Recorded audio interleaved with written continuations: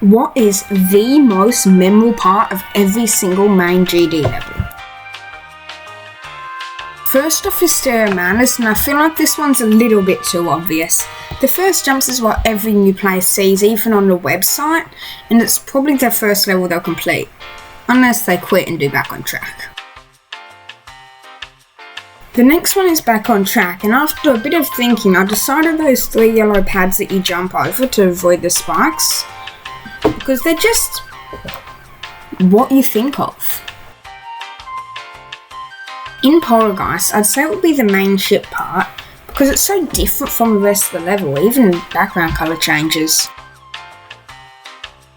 With Dryer, I'd say it would be the upside down section, because that's what's introduced in the level and it's the only time it's even used.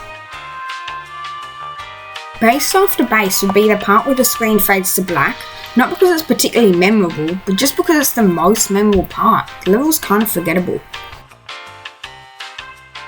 Okay, I'm pretty sure we all know that Can't Let's Go's most memorable section is the extremely high difficulty spike. Not that it's hard for me right now, but it's hard when you beat it. Jumper. I do not need to say this one.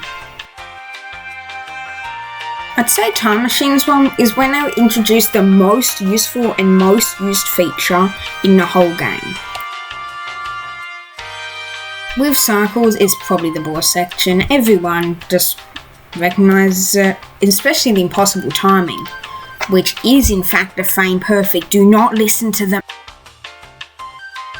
X-Step, weird bouncy fly part.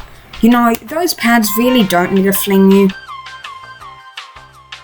Now, Clutterfunk was kind of a tough one. There were a lot of choices to make because heaps of parts were actually quite recognisable.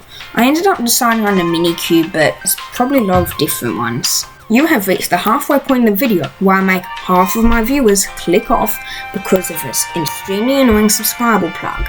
Please subscribe. Thank you. Theory of everything. This one was quite similar to Clutterfunk in trying to decide, but after a bit of thinking I managed to decide on that UFO part where you have to go through the different paths. In my opinion, the Electroman Adventure's most memorable part would be the beginning, especially the breakable blocks section, even though that feature is rarely used. Club Step First Demon, woo! Yeah, it's gotta be First Jump because Club Step Monster Let's Go. Swag. For Electrodynamics, I'll do the first mini ship. It's really the first part you think about, and it's also a huge difficulty spark, even though it's not the hardest part of the level. Hexagonal Force. You know the jumps I'm talking about. They suck. Okay, quick blast processing, it's gotta be the Wave.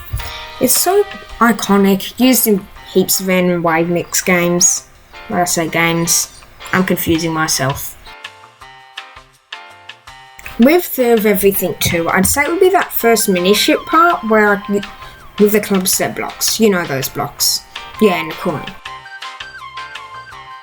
Geometrical Dominator, that one memory part. You need to remember it very closely. Wait a second. Wait.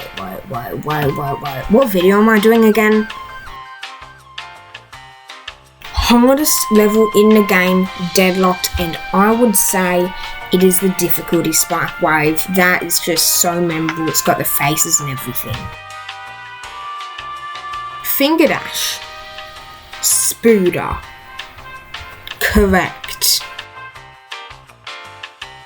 Dash.